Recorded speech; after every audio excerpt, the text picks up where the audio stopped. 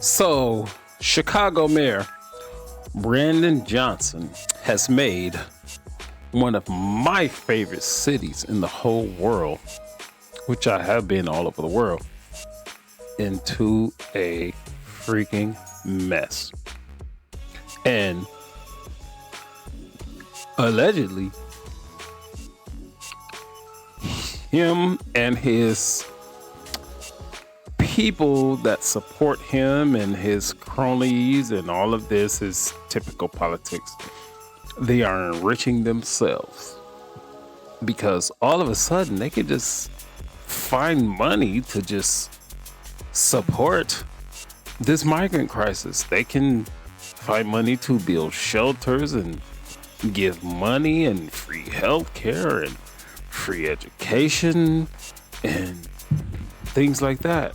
And they're doing all these things to people who have not paid 1 red cent in taxes. But the people that pay taxes, who have been asking for these same things, they get nothing. They get a referendum on a bill that's called Bring Chicago Home. Now this referendum says, okay, here's what the parameters are, blah blah blah blah blah blah. And then we're going to put this on the ballot, which was, I can't remember when it was, but it's passed. It was a few months ago. It didn't pass actually. But they voted no on this referendum. But what it entails is we're going to raise property taxes on some people that would generate some more money. And then after that, the city council will have to figure out whatever money this raised to dole out to the homeless. But meanwhile, just at the drop of a hat, you can spend $1 billion on illegal people. And some of those funds are from COVID funds that came from the federal government. So how do these things happen? But I'm not going to put all the blame on Brandon Johnson. Most of the blame is coming from the Democratic National Committee. He's doing what they're telling him to do, and he's the fall guy. But unfortunately, he's taking the blame. And we're going to check this video out. Is Chicago activist launches recall effort against Mayor Brandon Johnson. And I guess this is the second effort because I don't know how these things happen, but Chicago politics are very dirty, very greasy. There was a recall effort before, and he's only been in office for a year. And there was a recall effort already, but somehow he was able to get it voted down. But let's see what this thing is about. Mark, thank you. This week, as part of a grassroots effort, an online petition is being launched that would hold the mayor of Chicago directly accountable to voters and subject to recall. A similar push failed almost a decade ago. Will history repeat itself? A new initiative in Chicago with a familiar ring. Recall this fall, the brainchild of Dan Bolin, an activist who wants voters to be able to decide whether or not Chicago's mayor can be recalled. We're more concerned with ceasefires in Gaza than we are with ceasefires in our own neighborhoods, where we're more concerned with migrants than providing services to our own people who have been waiting years and years and years for community centers and parks to be built and, services for veterans. Bolin believes the mayor must stand up to a Bears team that may once again be turning to taxpayers to fund a new stadium. Now they want to tear it down? Why? I want to know why. That's part of it.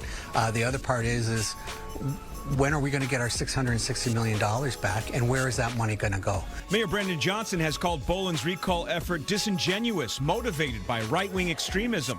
Johnson's not the first mayor to face a recall. Illinois State... Motivated by right-wing extremism? Bruh.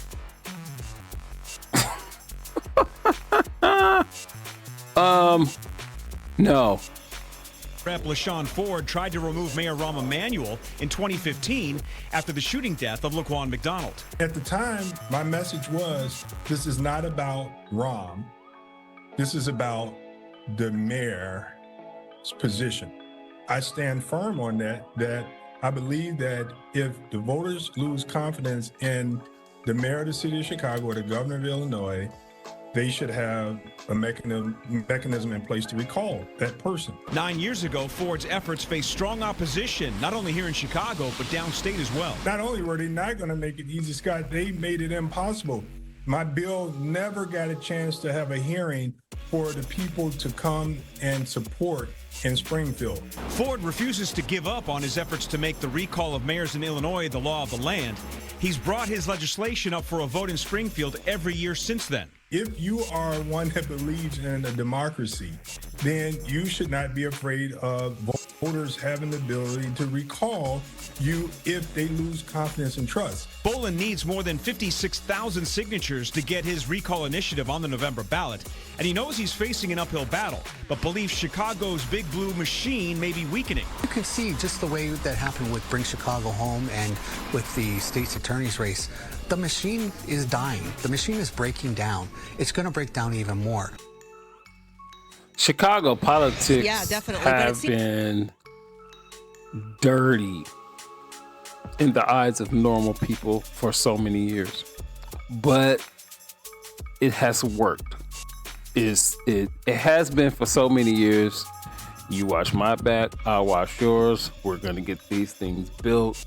These things are gonna happen. At least that's the way I've seen it. But it's getting to the point now to where they're not giving a crap about the residents. Even in the past, it wasn't really about the residents. It was about do this, do that, and then it would ancillarily affect the residents in a positive way. But now it's to the point to where it's affecting the residents in a negative way.